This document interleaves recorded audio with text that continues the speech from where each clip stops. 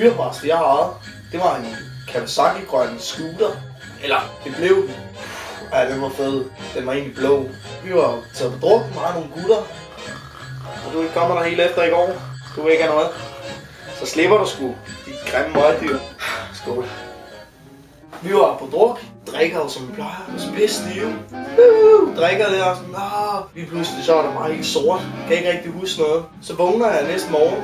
Og jeg har haft min scooter med hjem sammen med kammerat. Så kigger jeg på fanden mine nøgler. Hvor min kammerat, ham vi hjemme lidt. Hvor fanden er han? Så ser jeg altså nøglerne. De ligger over på bordet, hans skrivebord. Jeg tænkte, hvordan fanden er de kommet over? Mine nøgler, de lå ikke på det skrivebord. De lå der ikke.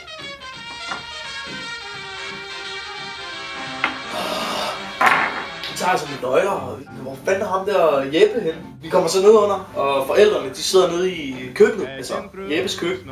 Vi spørger så, hvor fanden er Jeppe henne? Han er kørt galt på cykel i går. På cykel? Hvorfor er han det? Han har været ude og køre cykel midt om natten. Nå, så han har været på skadestuen, blevet syet eller et eller andet, fordi han er så faldet på sin cykel. Helvede. Helvede, mand. Jeppe, din røvhund. Ja, okay, helt sikkert. Ja, det er ikke det, der skete, tror jeg. Ud af døren. Der er også helt det er sådan, min scooter holder ude her. Ridset hele vejen her på den ene side. Går du efter? Så prøver jeg så at starte den, så nøglen, og så kører den ned. Så er den helt smadret. Fuck, man, min scooter blev smadret. Hvad er pis? Det er sgu ikke ked af den, når jeg sidder og snakker om det. Ham Jeppe der, han har fortalt sine forældre, han havde kørt galt på sin cykel. Så senere så får jeg at vide, at han havde kørt en anden kammerat hjem, og så ligget der. Vi har sådan nogle bomme.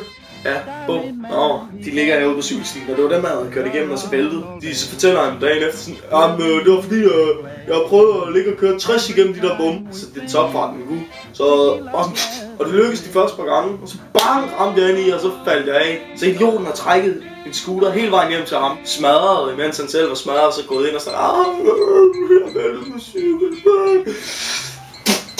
Så der gik et stykke tid, og Jeppe der blev ved med at sige, ja, man skulle nok betale, og bla bla bla. Og så til sidst så fik han også betalt en røvbanan. Så jeg fik Kawasaki blå skjolde. Jeg endte med at kunne sælge den for 7.000. Og jeg havde kun givet 5,5. Det var egentlig fint nok til sidst. Så det var en meget god historie. Ikke, Huni? Skål! Skål for helvede! Hva? Min møghund!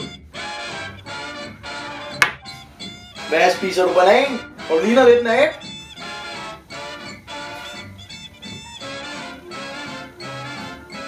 Hvor er jeg fandme vild, og du bliver her.